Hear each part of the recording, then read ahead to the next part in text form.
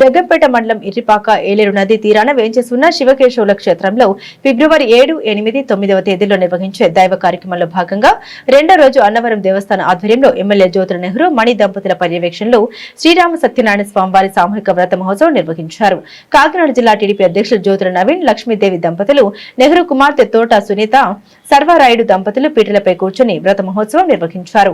700 మంది దంపతులు సామూహిక వ్రతాలు నిర్వహించారు. వచ్చిన భక్తులందరికీ అన్నవరం సత్యనారాయణ స్వామివారి ప్రసాదం ప్యాకెట్స్ పంపిణీ చేశారు.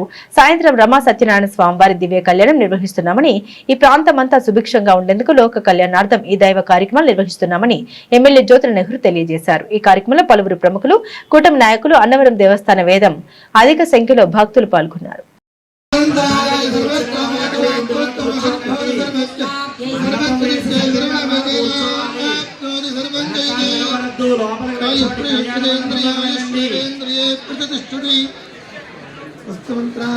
सत्यास्तु वेदोक्तं परिपूर्णमायुष्यमस्तु आचन्द्रार्थं वंशाभिवृद्धिरस्तु राजकीयत्वारे सर्वायुष्यभिवृद्धिरस्तु राजकीयत्वारे शीघ्रमेव उन्नत परिव्याभिवृद्धिरस्तु सर्वलिङ्गविद्धिरस्तु మళ్ళీ ఎవరు ఇలా రాకండి, అలాగే వెళ్ళిపోవాలి. కొబ్బరికాయలు కొట్టండి, మీ ఇళ్ళకు వెళ్ళండి, దయచేసి కూర్చోకండి. కూడా మనకు సంభవించాయి. అప్పుడు ఈ భగవంతుడిని జ్ఞాపకాన్ని తెచ్చుకుని ప్రార్థన మాత్రమే చేశారు.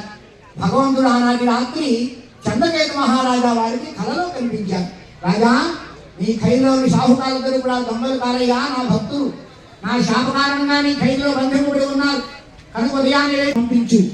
నీవు అలా చేయకపోయినట్లయినా నీ రాజ్యంతో సహా నేను నాశనం చేస్తున్నాను సుమాయని శత్రువుని అంతర్ధానం చెందారు. సభామండలాన్ని గరుడుని కూడా రప్పించి ఆ దుఃఖాన్ని కూడా సంఖ్యలో పెట్టడం చేయాలి. 4వ కథ. తరువాత ఈ షాహుకారులు రాజావారిచ్చినటువంటి ధనమంతా కూడా తీసుకున్నారు.